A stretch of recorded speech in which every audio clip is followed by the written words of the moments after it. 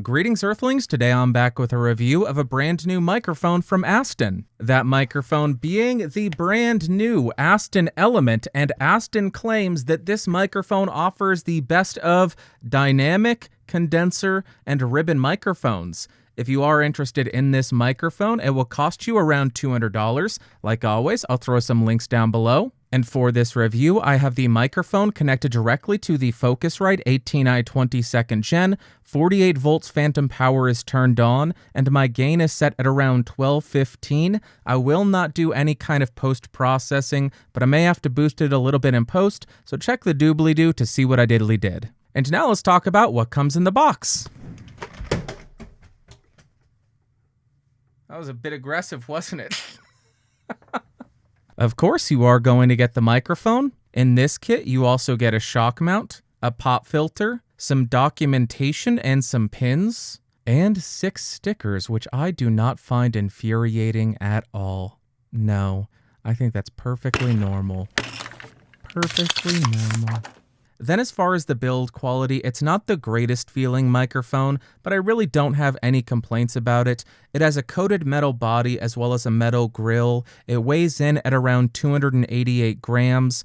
On the rear, just to make sure, I peeled off this rubber to make sure there was no switches hidden there.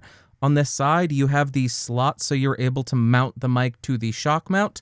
On the bottom, you have the XLR port. And this is made in the PRC, and I think that's just a sneaky way to say the People's Republic of China. The microphone is made in China, if that matters to you. Then as far as the specs, I wasn't able to find any downloads on their website. All I was able to find was this polar pattern, which is up on the screen right now. I believe it is a cardioid pattern, and this frequency response graph. Not 100% sure what they're stating here, but I believe it is 20 hertz to 20 kilohertz, and this must have been measured from at least a meter away from the microphone. Now I am spinning around the Aston Element to 90 degrees so you can hear the off-axis rejection and coloration. We'll continue around the microphone to 180 degrees. There is a little bit of a lobe of sensitivity back here. Continue around the microphone to the second 90-degree angle. Here is how this sounds. And then we will rotate and end at the front of the microphone. Now let's see how well the microphone does at rejecting plosives, and I will use the provided pop filter as the pop filter for this test. Please bring pizza pronto. Please bring pizza pronto. Please bring pizza pronto. Please bring pizza pronto. Please bring pizza pronto. Please bring pizza pronto. Now I am right on top of the microphone to demonstrate the proximity effect. That's stupid. That's insanity. Now I'm about 3 inches off of the microphone with it pointed at the corner of my mouth, and here is how the audio is sounding. About 1 foot away from the microphone, 2 feet away from the microphone, and about 4 feet away from the microphone. Whoa! Now I am typing on a keyboard with Gateron blue switches to see how much of my voice versus how much of the keyboard it picks up. And for all you elite gamer boys and girls out there, now I am typing on the sad W keys. Here is how the microphone sounds in a relatively well-treated room. And here is how the microphone sounds in a completely untreated room. Now to see how well the provided shock mount performs, I'm going to go ahead and tap on the desk to see how much of that noise it rejects. And I'll tap on the boom arm. Now to be super annoying, which is what I do very well, I'm going to go ahead and tap on the microphone to see if there are any kind of resonant frequencies.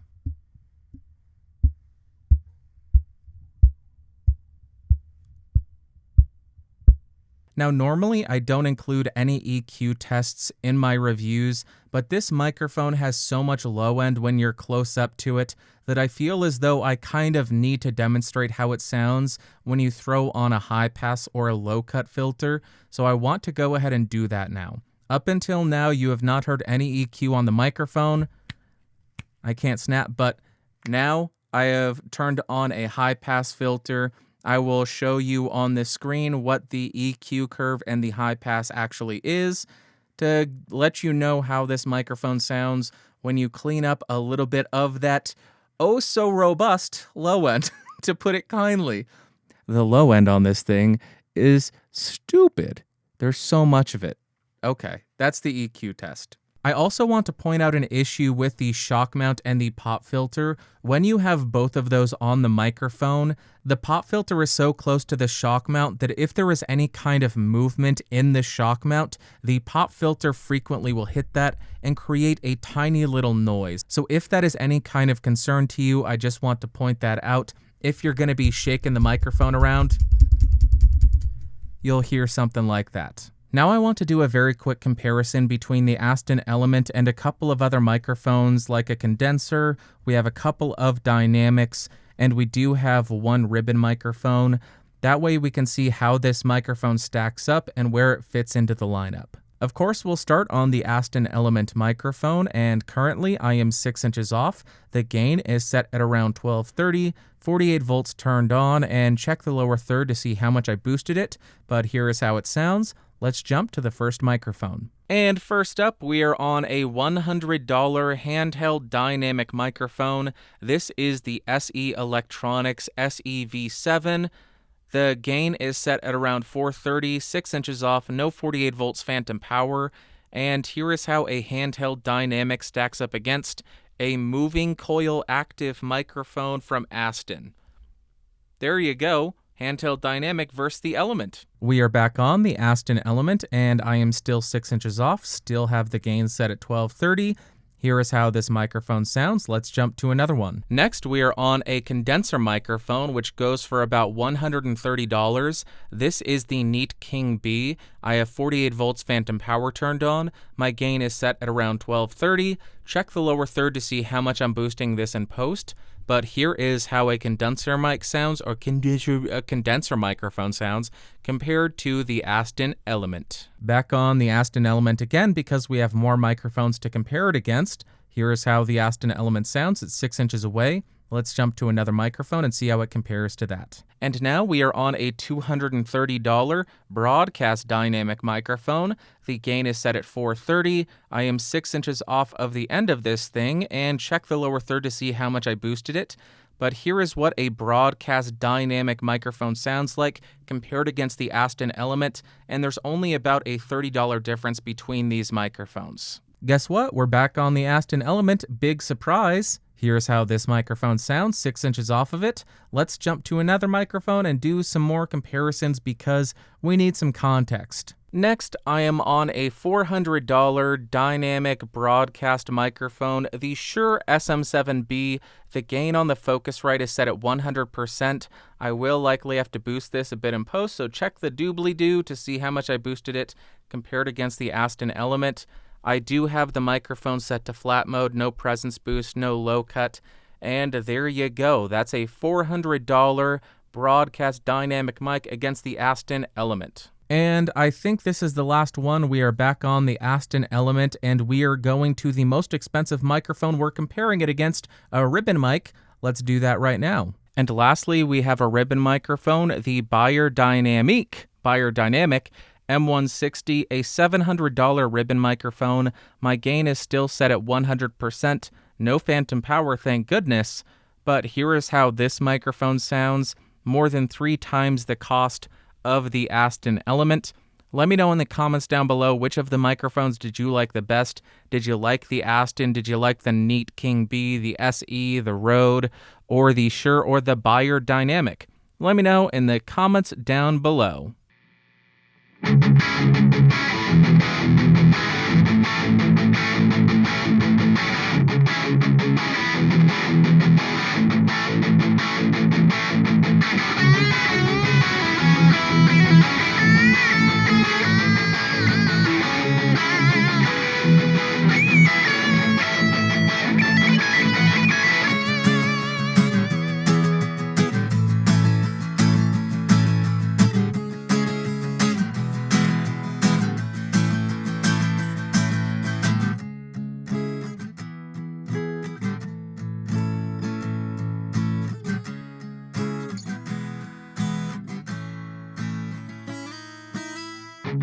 I have run out things to say to you.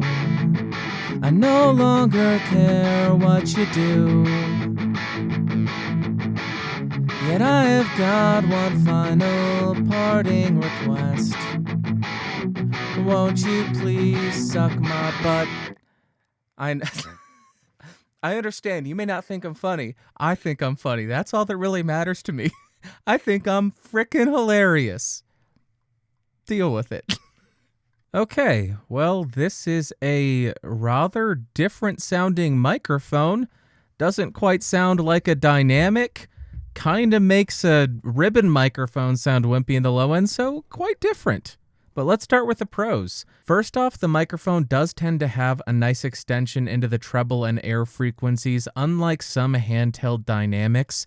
Also, when the pop filter was not hitting the shock mount, the shock mount did seem to be pretty effective. Additionally, the microphone is completely dead in terms of resonant frequencies. And lastly, it does have active electronics, so you're able to get that ribbon and dynamic sound without having to crank your microphone preamp and get a bunch of line noise that way. But then in terms of cons, if you're looking for a microphone that does an excellent job with background noise rejection, I don't think this mic really fits the bill. It picked up quite a bit of the keyboard. When I was around at 180 degrees, the lobe of sensitivity there is also quite pronounced. Additionally, when I got to 90 degrees, I found the off-axis coloration to be a little bit nasty. So if you're in an untreated room with a lot of reverb, that's when that is going to come into play and start to affect your recordings quite a bit. And I don't know if you noticed it, but this microphone has quite a bit of bass, and I would say it's almost out of control. If you're not going to be doing any kind of post-processing, if you're not going to be throwing on a high-pass filter before you go to a live stream, the bass is too much. But now, what are my overall thoughts and opinions of this microphone? On the electric guitar, first thing, it needs a high-pass filter because the low frequencies are a bit out of control.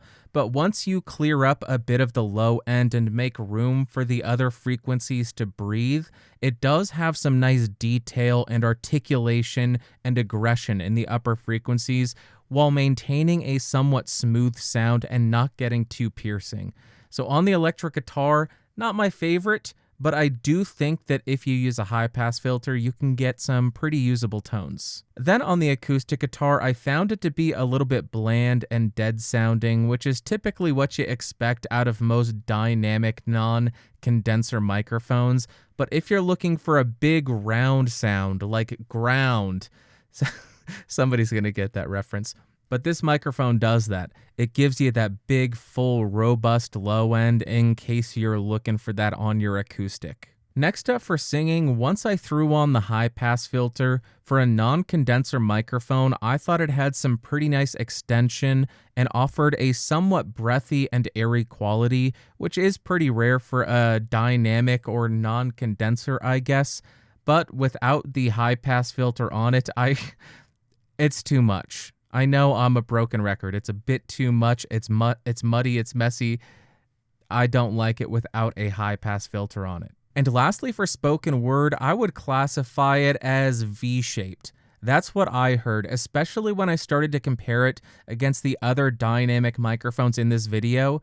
It made the other dynamics, the 7B Procaster V7, sound very mid-forward and nasally. I don't think that those other mics are necessarily mid-forward and nasally, at least not all of them. This microphone is just so bass heavy and dominant, and it does have a bit more extension into the treble and air that it gives it a little bit of that V shape, especially when you compare it against the others. And to wrap up, would I recommend the Aston Element? I'm honestly not 100% sure. I'm not completely sold on it. It does give you that ribbon sound, which I am a big fan of, and it has active electronics, so you're able to get that sound without having to crank the preamp.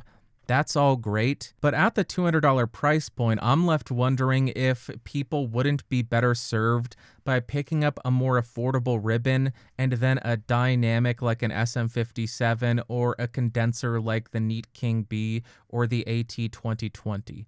That way you have more microphones to pick from in your arsenal, in your mic locker, and you can still get those ribbon sounds, but you're also able to get more clear condenser or more aggressive dynamic tones. Although, if you do already have a bunch of microphones in your locker and this is not going to be the only microphone that you have, and you do like the tone of it, you like that robust low end, the little bit of extension into the upper frequencies, and the active electronics so you don't have to crank the microphone pre, then sure, I would recommend it, even though it is not my favorite microphone that I've tested out. I think that's going to wrap up for today, so if you found this video fun, interesting, or helpful, go to give me a thumbs up. If you hated it, thumbs down. Want more videos, subscribe, logo down beneath me. Don't forget to hit that bell icon, all that stuff.